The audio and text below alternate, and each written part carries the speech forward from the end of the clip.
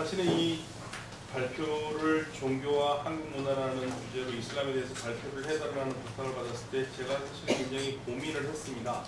이슬람과 한국 문화를 어떻게 얘기를 해야 될 것인가. 그 이유는요, 제가 고민을 할 수밖에 없었던 이유는 그만큼 한국 이슬람이 우리나라에 토착화되어 있지 않기 때문에 그렇습니다. 물과 기름의 관계죠. 다른 종교들 예를 들면은 불교나 유교는 우리 사회에 들어와서 하나가 됐고, 특히 제가 저의 종교인 그리스도교 중에서도 로마 카톨릭은 박해를 통하고 제2차 바티칸 공회 1965년 제2차 바티칸 공회 이후에 한국 문화와 급속도로 친해지면서 상당히 한국화가 됐습니다. 그렇게 보면은 한국에서 아직 한국인들이 받아들이기 어려워하는 종교가 있다면 사실은 그리스도교 중에서 오늘 말씀드린 개신교하고요. 개신교 문화는 아직 한국 문화와 화해를 하지 못했습니다. 가장 큰 게 이제 제사 문제도 그렇고 가장 큰 문제죠. 천주교는 이제 그 박해를 통해서 그리고 다시 재고를 통해서 한국 문화와 다가가는 길을 만들었는데, 한국 개신교는 힘은 가장 셉니다. 한국 사회에서 아시다시피 굳이 제가 부연할 필요도 없이요. 정치적 힘이 가장 세고 사회적 힘이 가장 센 종교지만 한국 문화에서는 문화적인 데서는 왠지 한국인과는 가깝지 않은 종교입니다. 그리고 왠지 기독교, 우리가 보통 기독교라고 부르는 개신교는 한국 문화에서는 왠지 아직까지는 좀 더 대화가 있어야 될 그런 종교거든요. 그런데 이슬람은 사실 그거보다 더합니다. 이슬람은 한국인들이 근데 가장 낯설게 느끼는 종교입니다. 이슬람이라고 한국 사람들에게 말을 하면은 일단 중동 그리고 사우디아라비아 그 두 가지밖에 사실 떠오르질 않습니다. 한국 사람들이. 그리고는 2000년대 들어와서는 테러죠. 오사마 빈 라덴 이런 테러 외에는 사실 잘 인식되지 않는 종교입니다. 한국에 들어온 지는 오래된 거를 따지자 보면은 아마도 어쩌면은 불교, 유교 다음일 겁니다. 불교가 불교가 들어온 게 372년이고요. 고구려가 불교를 받아들이는 게 그거보다 약 1년 앞서서 371년에 유교의 성균관이 만들어졌으니까, 국자감이 만들어졌고 태학이 만들어졌으니까 우리나라에서 문헌상으로 가장 빠른 건 유교고 그 다음에 불교입니다. 4세기에 다 들어왔죠. 이슬람은 아마도 들어왔다면 굉장히 초창기에 들어왔을 겁니다. 왜냐하면 이슬람교와 중국이 651년에 만난 기록이 후당서에 있습니다. 당나라서의 책에 있는 거 보면은 그렇다면 우리에게도 어느 정도는 들어와 있지 않겠는가? 예를 들면은 중국어에서 말이 마지만 우리는 말이고, 그리고 또 페르시아에서는 말입니다. 똑같습니다. 그러니까 이 실크로드를 통해서 아마도 상당히 오래전에 들어왔을 것이다. 그렇지만 그 과정 속에서 이슬람이 한국에선 토착하지 못했고, 그리고 다시 근대에 들어와서 6.25를 통해서 터키 선교사를 통해서 우리에게 들어옵니다. 터키군을 통해서. 그렇기 때문에 가장 오래된 종교일 수도 있는 종교 중에 하나지만은 한국 문화에서는 굉장히 낯선 종교가 됐습니다.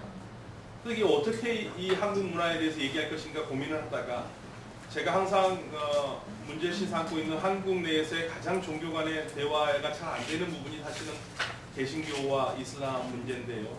제가 이 주제로 잡은 것은 모든 개신교가 아니고 아주 일부 개신교입니다. 일부 개신교 중에서도 아주 극소수일 것입니다. 그런데 제가 중요하게 여기는 것은 극소수의 일반 신도라면은 그냥 넘어갈 수도 있겠습니다. 일반 신도들은 잘 모르니까요. 잘 모르니까 무슨 종교에 대해서도 잘 모르고, 천주교 신자도 다른 종교에 잘 모르고, 불교 신자들이 천주교 잘 모르고, 모두가 잘 모르는 건 마찬가지인데, 문제는 제가 이 글에서 문제 삼고 있는 거는 극소수의 사람이지만은 교회 지도층이 되는 사람이 매주 일요일날 신자들에게 영향력을 행사하고 유튜브를 통해서 인터넷을 통해서 얘기를 하면서 그게 막강한 파급력을 가지고 있는 개신교의 일부 지도자들이 이슬람에 대한 발언들이 전혀 사실에 근거하지 않고 있다는 점이 우려스러워서 제가 몇 년 전부터 그분들의 발언을 추적을 해왔습니다. 발언을 추적해왔고, 그리고 그것에서 글을 썼는데, 이 발표를 생각하면서 다시 그거를 돌아보면서 좀 수정도 하고, 그 전에 논문을 썼지만 그 누가 사실 보는 사람이 적어야 한 2~3명입니다. 보는 사람은. 그래서 조금 이걸 공개적으로 얘기를 하는 게 사실 개인적으로도 이득될 건 없습니다. 제가 그 종교에 대해서 뭐 세상에서 정치하고 종교에 대해서 얘기하지 말아야 되는데 제가 종교학자다 보니까 종교에 대해서 얘기하게 되고 하다 보니까 불필요한 오해도 많이 받기 때문에 사실은 이런 주제가 얘기한다는 게 저 개인적으로는 상당히 마이너스입니다. 사실은. 그러나 마이너스라 할지라도 제가 무슨 그 사업가도 아니고 양심에 근거해서 학자적인 양심, 공부하는 사람의 양심으로서 이거는 한 번은 짚고 가야겠다. 라는 그러한 마음에서 글을 한국 이슬람과 기독교라는 큰 제목을 썼습니다만 사실상 굉장히 소수의 개신교 아주 두세 명의 지도자에 대해서 얘기를 하면서 그들의 영향력에 대해서 말씀을 드립니다. 제가 첫 번째 글 앞부분에서는 우리나라의 이슬람의 가장 철퇴를 내렸던 게 사실 세종대왕이라는 것을 얘기해서 밝히고 있습니다. 세종대왕 이전에 아마도 우리나라에는 고려시대에 상당히 무슬림이 많았을 것이라고 추측을 할 수 있습니다. 생목인이라고 하는 사람들이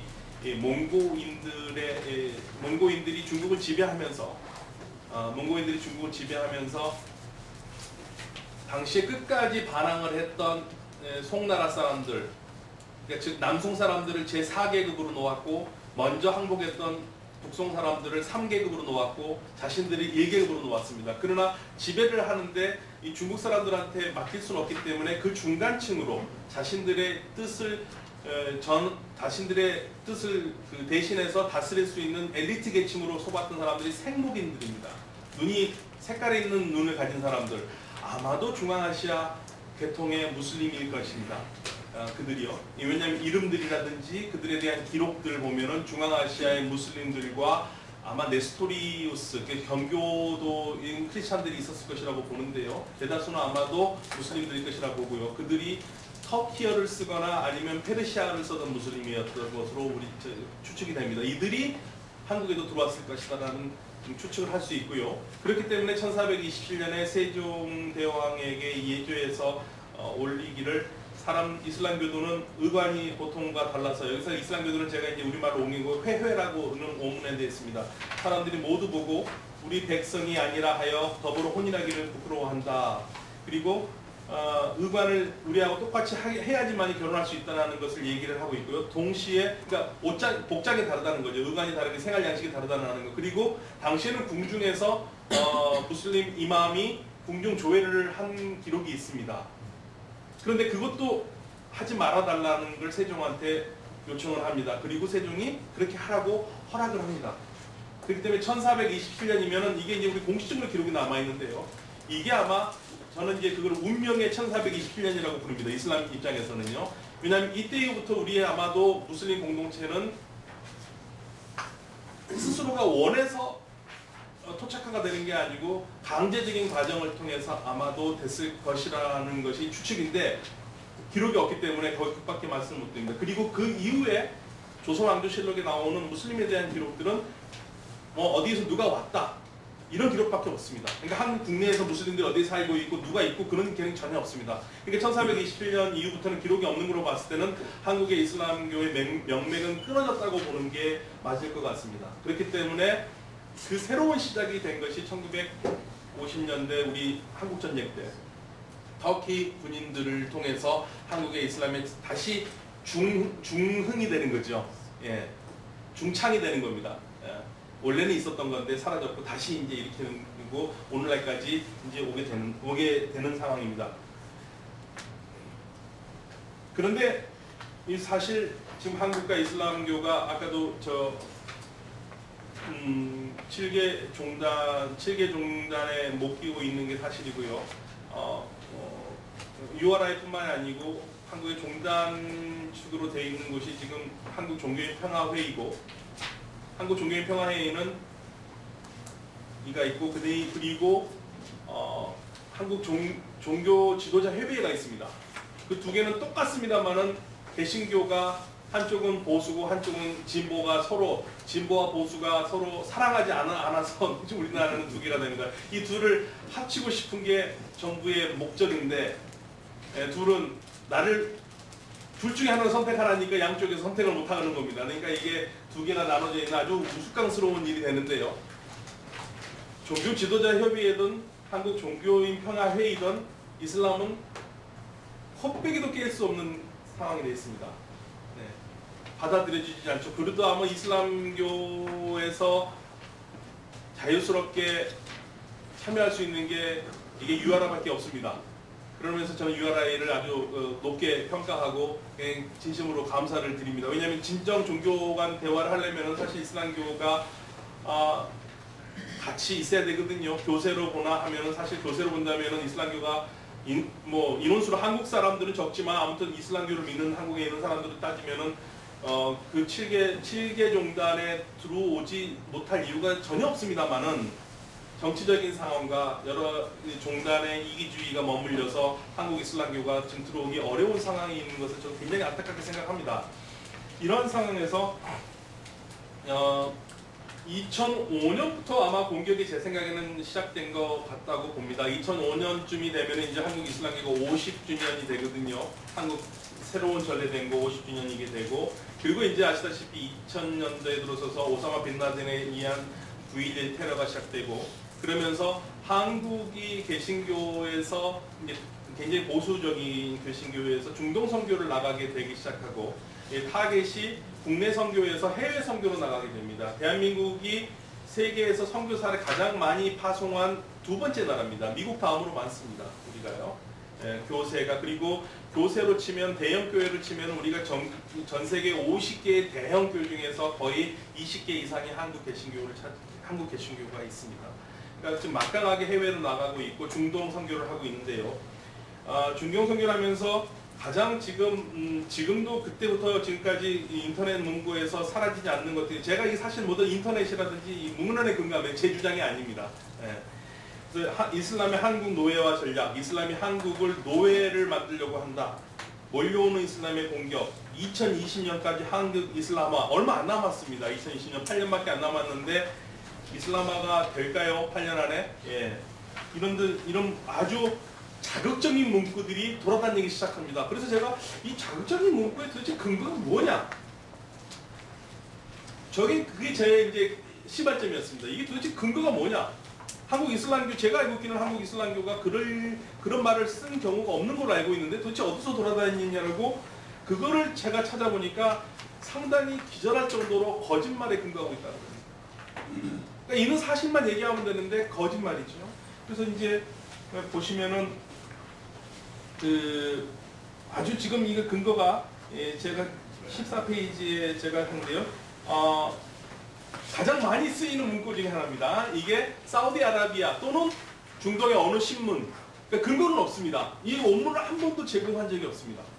그러니까 저는 이분들한테 원문을 한번 제공해봐라. 아랍어로 쓰였다고 그러는데 어느 책에서는 어떤 분은 이걸 근거하시면 사우디아라비아 한 언론인이 한 얘기다. 1988년 올림픽 끝난 다음에 어떤 사람은 그냥 아이국이랍니다. 아이국. 나라 이름 안 밝히고. 예, 거기 이제 그 얘기합니다. 그 번역문이라고 한 겁니다. 1988년 아랍의 어느 일간지에 수록된 내용이다 라면서 지금으로부터 100년 전 한국에는 기독교인이 한 명도 없었다.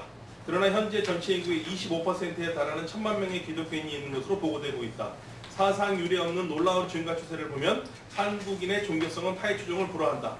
한국에는 현재 중동 기숙자로 왔다가 개종한 7,000명의 무슬림을 포함해서 3만여 명의 신실한 한국 무슬림이 있다. 한국의 종교 성향을 비추어 볼 때 향후 수십 년 안에 한국에서는 이슬람 세력이 기독교보다 많을 것이다. 오늘날 이 세대에서 가장 적합한 이슬람 선교지는 한국이다. 이거를 아랍 무슬림이 아랍 어느 신문에 88년 올림픽을 보고 가서 한국인을 보면서 희망을 갖고 썼다는 겁니다. 번역문으로 나와 있는데 원문은 찾을 길이 없습니다. 왜냐하면 원문을 제공하지는 않습니다. 그래서 이거 원문 한번 봤으면 제가 이제 소원이 없겠어요. 한번 이제 비교를 한번 해봤으면 좋겠는데요. 근데 이 글이 돌아다니면서 출처가 분명한 이 글이 돌아다니면서 이제 확대 재생산이 됩니다. 이 기자가 만약에 이게 사우디아라비아에 썼다고 일단은 뭐 이분들이 말대로 썼다고 생각을 해보자면요. 1988년에 막 올림픽을 보고 한 아랍의 기자가 이걸 보고 희망을 가지고 씁니다. 기독교는 한 명도 없었던 나라에 이렇게 기독교가 많다면 우리 이슬람도 만날 수 있겠다는 희망으로 쓸 수가 있겠지요. 희망입니다. 예. 그런데 이 글을 받아서 그 다음에 이제 가장 많이 지금 이러한 공격에 앞서고 있는 이만성 목사입니다. 한국 이란인교회. 이분은 이제 당신이 이란에서 선교를 하다가 쫓겨났다고 이란 정부에서 쫓겨났다고 얘기를 하면서 이제 한국의 이란인 교회를 운영하고 이란인 홈페이지도 만들어 놓고 지금 계속적으로 중동 관련 기사를 올리고 있는데요. 거기에서 이제 50주년, 저도 이제 그날 참가를 했습니다. 이슬람 50주년 기념 행사에서 국제 학술 대회였습니다. 그래서 저도 이제 한국 이슬람이 어떻게 해야 될 것인가에 대한 글을 발표를 했었고요. 한국 이슬람이 좀 더 적극적으로 대화에 나서서 그 이슬람교의 중요한 중세 중요한 전통 중에 보면은 수피라고 하는 전통이 있습니다. 그 전통들이 굉장히 종교 다원적인 사유 방식을 가진 분들이 많기 때문에 그런 분들을 끄집어내서 대화를 나오는 게 어떻겠냐라는 것을 제가 요구하는 영어로 글을 쓴 적이 있습니다.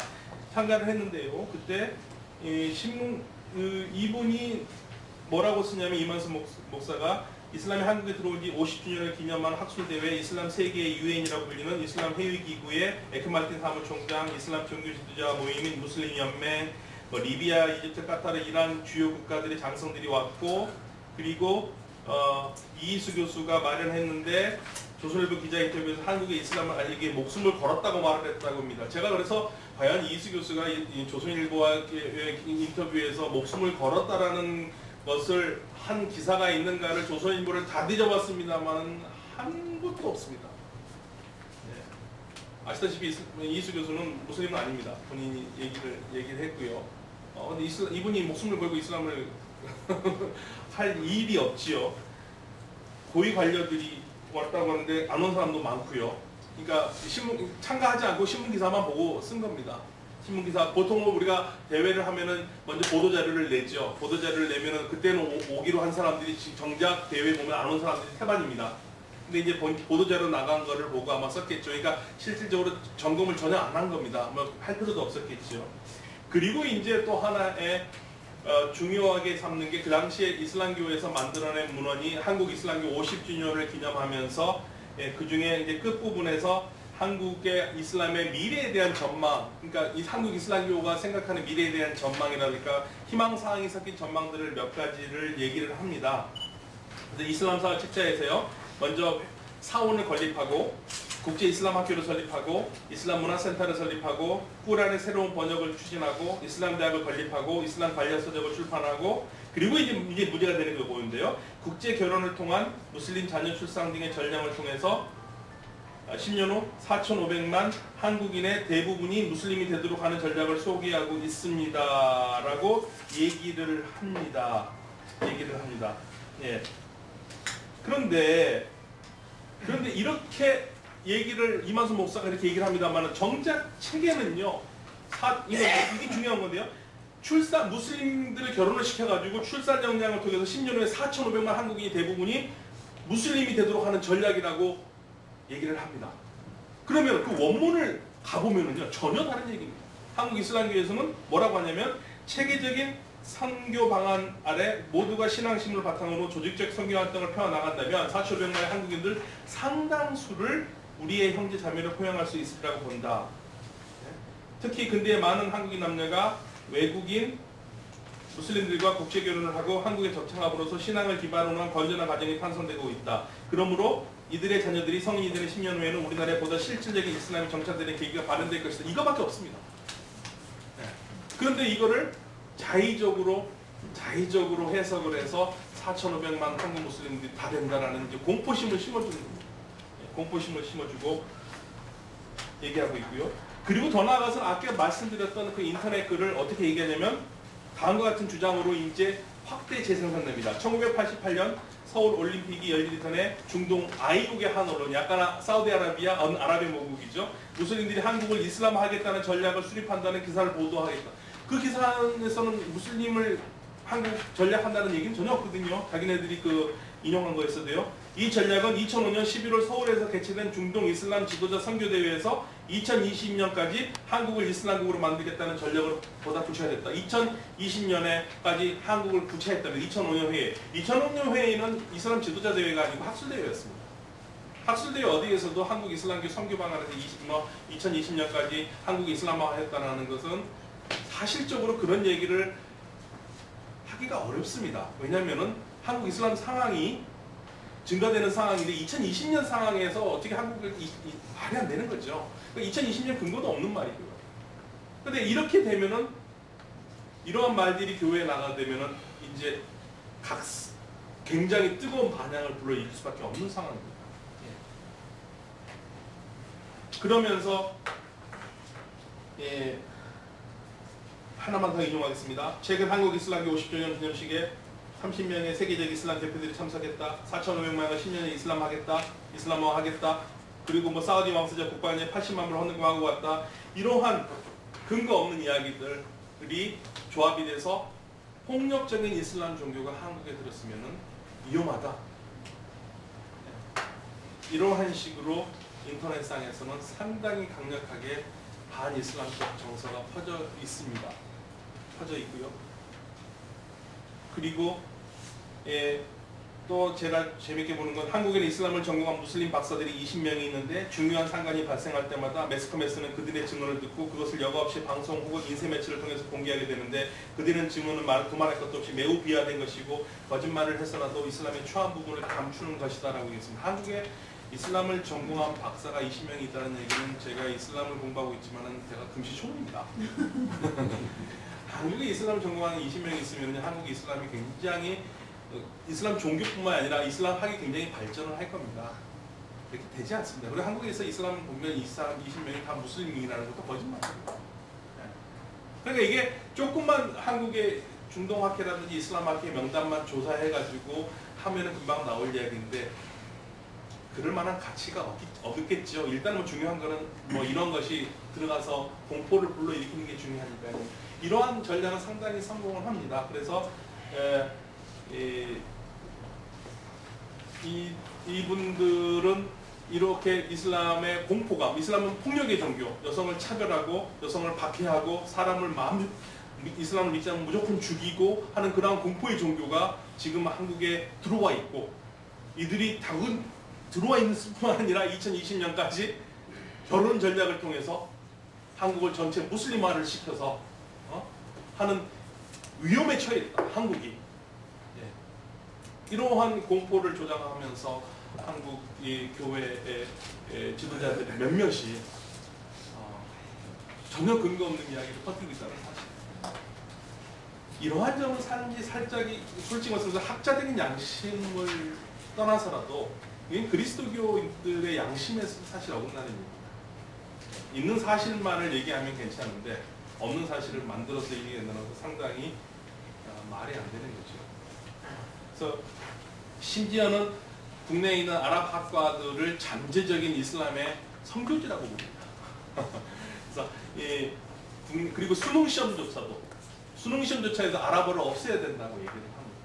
왜냐하면 이분들은 아랍은 무조건 다 이슬람이고 물론 상당히 많은 아랍인들이 이슬람을 믿죠. 그건 사실입니다. 그러나 아랍어를 공부하는 것과 무슬림이 된다는 건 또 다른 얘기거든요. 예를 들면 우리가 무슨 다른 종교 뭐 라틴어를 배운다고 해가지고 뭐 전부 다 뭐 천주교 신자가 되는 건 아니지 않습니까? 학문적인 영향을 할 수 있고 실용을 할 수 있는 건데 이러한 것 때문에 수능에서도 아랍어를 빼야 된다.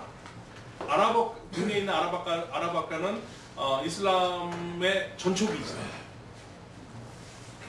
그리고 중동에서 공부한 사람들은 전부 다 이슬람에서 우호적인 행향으로 이슬람을 보호하고 있는 사람들입니다. 이렇게 하면서 더 나아가서는 이러한 이슬람 세력들이 국내에서는 누구와 연결되어 있냐면은 좌파, 공산주의자와 연결되어 있다. 반미 좌파와 연결되어 있다고 보는 겁니다. 일단 이분들의 정치적인 스탠스는 확실합니다. 자신들은 그리스도교를 믿는 사람들이고 친미 우파를 대변하는 거고 이슬람은 반미고 그리고 좌파들이라는 겁니다. 따라서 단순히 종교적으로만 이용할 뿐 아니라 우리 국내의 정치적으로 상황을 봤을 때 한반도 상황을 봤을 때도 위험한 사람들이라는 게 이분들이 한국 이슬람에 씌워놓은 하얀 색입니다. 그러면 국내 무슬림들이 과연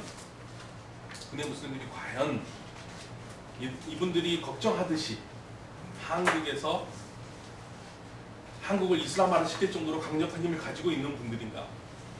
사실 우리가 이런 생각해봐야 됩니다. 국내의 무슬림들이 얼마나 많은지는 사실 알 길이 없습니다. 그러나 우리가 통계를 잡는 때는 무슬림 수를 알 수가 없는 게 일단 첫째 우리가 국내에 있는 무슬림들을 인구 센서스를 하지는 않습니다. 외국인들이기 때문에. 두 번째, 그러면 신문에 나오는 무슬림들 인구가 얼마나 되느냐, 어떻게 아느냐 하면은요, 국내에 들어오는 외국인들이 집계가 됩니다. 각 나라별로요.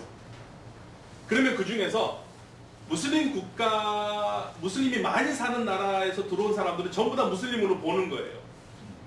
파키스탄에 들어온 사람이 만약에 100명이면 100명은 다 무슬림으로 카운트하고, 인도네시아 200명이면 인도네시아 200명 하고, 그렇게 해가지고 다 잡아보면 한 10만에서 14만까지 나온다는 얘기죠. 그리고 이제 국내에 들어왔는데 나가지 않은 사람까지 하면 14만이죠. 가장 국내에서 많이 들어오는 게 방글라데시입니다. 방글라데시는 우리나라와 국내 산업연수생으로 4년 4개월의 산업비자를 받고 들어옵니다. 이들은 굉장히 신실한 무슬림들입니다. 저는 그분들과 여러 번 인터뷰를 했고요. 올 초까지도 계속 인터뷰를 하고 다녔습니다만, 이분들은 한국에서 선교할 정신이 없습니다. 왜냐하면은 공장에서 거의 다 살고요. 4년 4개월 동안 이분들은 한국에 온 게 하나의 로또 복권을 맞은 겁니다. 왜냐하면은 한국에서 4년 4개월을 1년 번 돈으로, 그 돈으로 전부 다 고국에 있는 대가족들, 10명, 20명이 되는 대가족들을 학교 보내고 먹여 살립니다. 그러니까 한국에서 이분들의 희망은 단 하나예요. 4년 4개월만 한 번만 더 연장해달라는 겁니다. 왜? 돈을 벌어야 되니까. 그리고 한국에 남아있고 싶은 생각이 없습니다. 왜냐하면 한국은 불쌍하답니다. 50살 넘어서도 일을 해야 되니까. 방글라데시는 50살 넘어가면은 자식들이 보조해놓은 돈으로 잘 사는데, 한국 사람들은 저처럼 만나서 그럽니다. 한국 사람도 불쌍하답니다. 50살 넘어서도 일을 해야 되는데 우리는 그때 되면은 쉬는데, 예. 그래서 굉장히 소박한 분들이거든요. 예, 이런 분들이 노동자로 있고, 이들이 하는 일들은 굉장히 한국인들이 싫어하는 3D죠. difficulty, dirty, difficult, 어렵고 위험하고 더러운 일들을 합니다.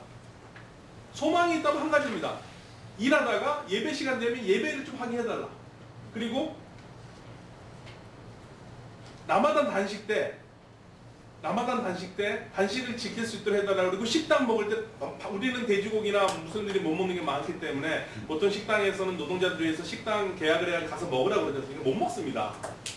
못 먹는 게 많으니까. 그러면 차라리 그 돈을 식비로 식당에서 하는 돈을 우리한테 더 주고 우리가 해먹게 해달라. 아주 소박한 거거든요. 그러니까 이분들이 뭐 한국에서 선교를 할 수 있다면 이분들이 말이 맞겠지만, 선교를 할 수 있는 그런 기반 환경이 아니에요. 한국의 무슬림들이 얼마나 많이 결혼을 통해서 무슬림이 될까요? 그거는 뭐 저보다 우리 이행래 이맘님께서 더 잘하실 겁니다. 더 잘하시고 한국 통계도 있고요. 예.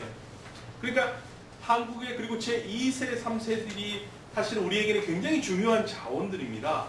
한국 무슬림 교제 결혼을 통해서 태어난 2세, 3세들은 한국에 굉장히 중요한 자산들입니다. 왜냐하면 그걸 멀리 생각하시, 미국에서 보면은 아랍 2세들이라든지 무슬림 2세들이 그 현지어를 하지 않습니까? 그렇기 때문에 미국에서도 굉장히 정부에서 중요하게 쓰고 있는데, 우리는 사실상 이 중요한 2세, 3세 자원들을 거의 내버리고 있는 상황이에요. 예. 교육이 제대로 안 됩니다. 한국에서 사회에서 잘 받아들이지도 않고 그런 어려움이 있는데, 한국 무슬림들이 한국을 이슬람화 시킬 수 있는 여력이 없습니다. 여력이 없습니다. 예. 그렇기 때문에 사실상 이분들이 여기서 하는 이야기들은 상당히 거짓되고 잘못된 것을 기인하고 있다는 겁니다. 그런데 끝으로 제가 너무 길어지니까요. 뭐 읽어보시면 아시겠으니까 제가 요점만 말씀드리면, 그렇다면은 이러한 사정을 어떻게 우리가 타파를 해야 될 것인가? 일단은 사실에 근거한 이야기를 자꾸만 얘기를 해서 이분들이 잘못된 것에 근거하고 있다는 것을 일단 알리는 게 필요할 겁니다. 알리는 게 필요하기 때문에 제가 그러한 생각에서 이분들이 잘못된 것을 문헌적으로 비판을 한 거고요. 다시 말씀드리지만 아주 소수입니다. 근데 소수인데 일반 신자가 아니라 지도자이기 때문에 제가 위험하게 본 겁니다. 지금도 굉장히 강력한 영향력을 끼치고 있기 때문에. 그렇다면 한국 이슬람과 기리스도교가 어떻게 대화를 할 것인가? 저는 건조한 대화는 어렵다고 생각합니다. 예, 건조한 대화는 일단은 뭐 대화에 여러 가지가 있겠지요. 같이 협력할 수 있는 대화도 있겠고, 가장 좋은 거는 일단 종교 얘기를 하지 않고 이러한 연합단체를 통해서 같이 협력 싸움을 통해서 공동선을 추구하는 게 가장 좋은데, 만약 교리로 얘기하면 사실 만날 부분이 그렇게 많지가 않습니다. 그리고 서로 빈정상하게 말이죠. 그렇다면은 양쪽 전통에서 유일신 신앙을 잘 지키고 아름답게 했던 사람들, 저는 그걸 이제 영적인 대화라고 했고 영성이라고 했는데요. 그분들을 매개체로 해서 대화를 하는 게 어떻겠는가. 이슬람교에서 보면은 중세의 아주 위대한 신비주의 신학자이기도 한 루미라든지 이븐 아랍이라든지 이런 훌륭한 학자들이 있거든요. 초교파적인 이슬람에만 머물지 않고 하나님이 믿는 사람으로서 다른 그리스도인과 유대인과 대화를 할 수 있던 사람들, 그러한 대화로 가야지만이 서로 화합할 수 있지 않을까라는 그러한 생각을 해보았습니다. 예, 제가 너무 말이 그렇지가 되세요. 예, 여기서 일단 마치도록 하겠습니다. 네, 감사합니다. 시간을 조금 더 쓰셔도 잠깐만. 늦지 않았습니다만 본인 소개를 좀 예. 몇 개나마 좀 해주시죠. 예, 저는 모두에서 말씀드렸듯이 종교를 여쭤보신다면 천주교입니다. 천주교 교회는 열심히 나가진 않지만 제 정체성은 문화적으로 천주교 신자로 가지고 있고요. 워낙 저희 강력한 영향을 끼쳤기 때문에 천주교에서는 보통 기독교라고 하지 않고 그리스도교라고 하는데 그리스도 전통이 있고, 저는 학부 때는 종교학을 공부했습니다. 성한대학교에서 공부했고, 대학원 과정은 캐나다에서 이슬람을 공부를 했습니다. 그러니까 이제 비무슬림이 이슬람을 공부했고, 저는 이제 전공이 초창기 이슬람사, 특히 무함마드 전기와 역사와 그리고 이제 중국 무슬림들을 전공을 했습니다. 주로 이제 지금은 명지대학교 중동부에서 일하고 있는데요. URI는 아니지만 제가 KCRP 중앙국 종교인 평화회의에서는 국제적인 관계 일들을 많이 하고 있고, 한국 이슬람교와 우리 한국 사회의 대화를 위해서 2010년부터는 문화체육관광부의 후원으로 한국 종교인 평화회의에서 이슬람 세미나를 하고 있습니다. 올해로 3번째로 맞이했는데 그걸 계속적으로 초태해서 제가 기획 진행하고 있습니다. 그래서 이슬람과는 비록 무슬림은 아니지만 무슬림 친구들도 많고, 그리고 내적인 대화를 많이 하고 있는 그런 젊은 학자입니다.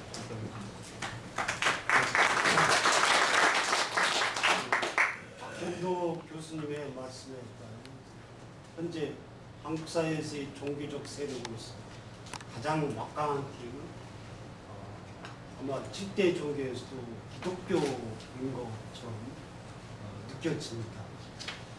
거기에 반해서 이슬람은 아직 객관적인 숫자로 또 문화적인 확대 성향으로 보게 된다고 합니다.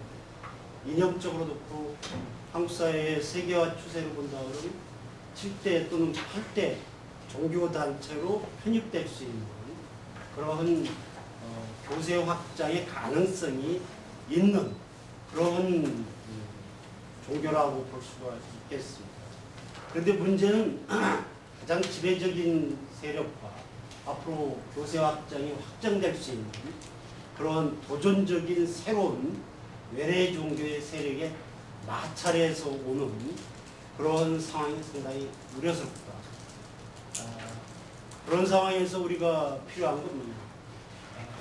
민족 종교든 그리스도 종교든 불교 정신이든 유교 정신이든 영혼과 육신의 불멸을 추구하는 영성의 본질적인 대화가 필요한 거 아닙니까? 이제 그런 말씀으로 해 주신 것 같습니다.